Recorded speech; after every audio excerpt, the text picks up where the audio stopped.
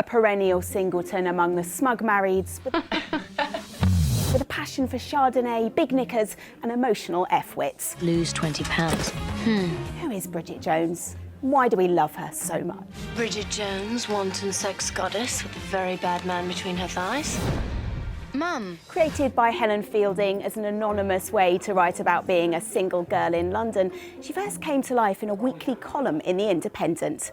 Built around the plotline of Jane Austen's Pride and Prejudice, Fielding retold the story in 1990s London with Bridget, Mark Darcy and Daniel Cleaver. As a drinking, smoking, swearing and non-corset-wearing Elizabeth Bennet set loose in the capital in the hedonistic 90s, Bridget was a big hit. It's the best job in the world to step into her shoes for a while and live in the world of this just endearing character. No. There was a media meltdown when American actress Renee Zellweger was cast as Bridget Jones, and the fact she put on £30 for the role was front-page news for months.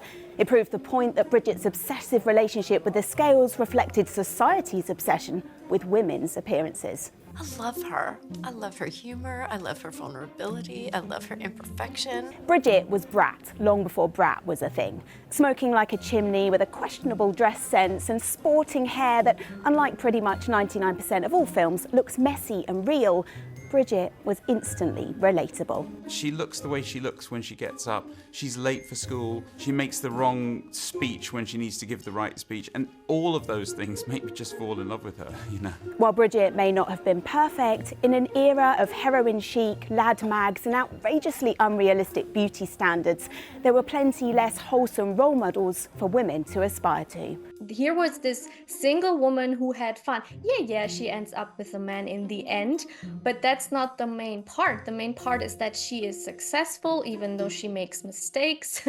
The main message is be yourself and you're going to be okay. Beloved by many, Bridget nevertheless proved feminist Marmite. The knowledge of feminism kind of haunted the Bridget Jones phenomena, but in a way that she wanted to discard it, put it in the past. So there was a message going out to young women: you can achieve, you can go to university, read your Jane Austen, get a job in publishing, and you don't have to relinquish traditional feminine desires. Born into a pre-Me Too world, there's lots of bum pinching and sexist comments in the office and beyond.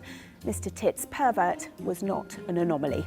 Helen Fielding has since said she was shocked when re-watching the films to note the amount of inappropriate behaviour Bridget has to put up with.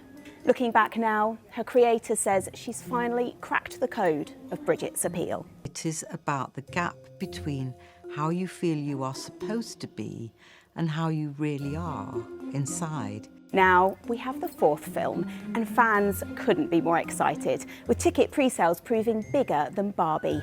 And while past casts have been notable for their lack of diversity, thankfully this one looks a bit more like the multicultural capital Bridget lives in.